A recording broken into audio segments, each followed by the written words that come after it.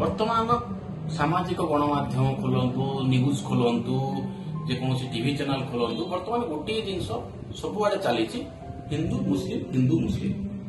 ଏ ହିନ୍ଦୁ ମୁସଲିମ ଭାରତ ବର୍ଷରେ ଥିଲା, କିନ୍ତୁ ଏ କିଛି ଦିନ ହବ ଏହା ପ୍ରବଳ ମାତ୍ରାରେ ଚାଲିଛି।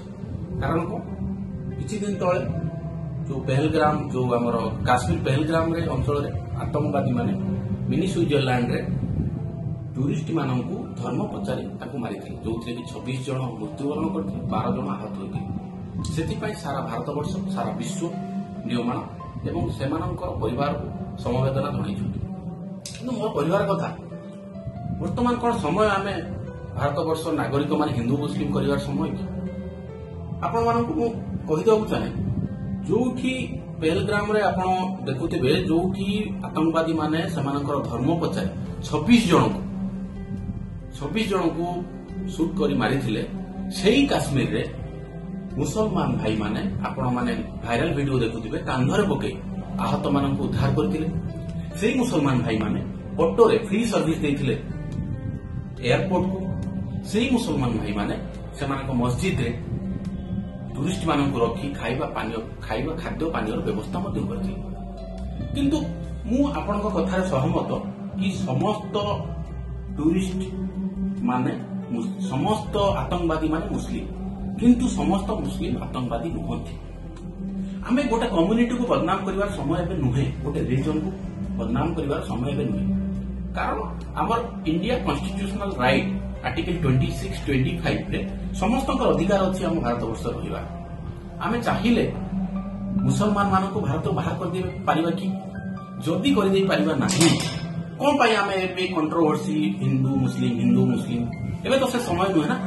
ଏବେ ସମୟ ସମସ୍ତେ ଏକ ହୋଇ ଆମ ଦେଶ ବିରୁଦ୍ଧରେ ଯୋଉମାନେ ଆତଙ୍କବାଦୀ ଲଢିଛନ୍ତି, ଯୋଉମାନେ ଆତଙ୍କବାଦୀ ଆମ ଦେଶରେ ବସୁଛନ୍ତି, ଆମ ଦେଶର କ୍ଷୟକ୍ଷତି କରୁଛନ୍ତି, ସେମାନଙ୍କ ବିରୁଦ୍ଧରେ ଲଢିବା। ବର୍ତ୍ତମାନ ସମୟ ନୁହେଁ କି ଆମେ ହିନ୍ଦୁ ମୁସଲିମ ହବା। ସେ ହିନ୍ଦୁ ମୁସଲିମ ଠାରୁ ଦୂରେଇ ରହିବାକୁ ମୋର ବିନୀତ ଅନୁରୋଧ। କାରଣ ହିନ୍ଦୁ ମୁସଲିମର ଏବେ ସମୟ ନୁହେଁ।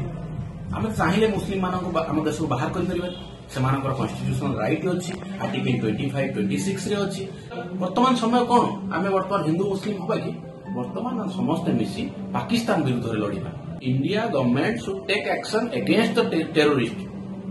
ଇଣ୍ଡିଆ ସରକାର, ବର୍ତ୍ତମାନ ଆମେ ସରକାରକୁ ନିବେଦନ କରୁଛୁ, ସେ ତାଙ୍କର ଗୋଇନ୍ଦା ସଂସ୍ଥା, ସିକ୍ୟୁରିଟି ବିଭାଗ ଷ୍ଟ୍ରଙ୍ଗ କରନ୍ତୁ, କେମିତି ଆଗାମୀ ଦିନରେ ଏଭଳି ଆଉ ଆଟାକ୍ ନ ହୁଏ।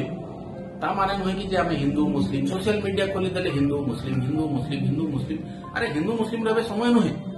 ହିନ୍ଦୁ ମୁସଲିମ, ଆମେ ଭାରତ ମୁସଲିମ ମାନଙ୍କୁ ସମସ୍ତଙ୍କୁ ବଦନାମ କରିପାରିବା ନାହିଁ। ଯଦି କୌଣସି ମୁସଲିମ ଯଦି କିଛି ଭୁଲ କାମ କରୁଛି, ତାହେଲେ we should take action against them. Our government should take action against them, not to कि आमे हिंदू मुस्लिम गोटे कम्युनिटी बाहर करवा, हिंदू मुस्लिम गोटे पाचेरी सृष्टि करवा, सेमानंको आमे आरोप प्रत्यारोप दबा, सेमाने आम मानक शत्रु बोली भाविबे, एटा ठीक नुहे।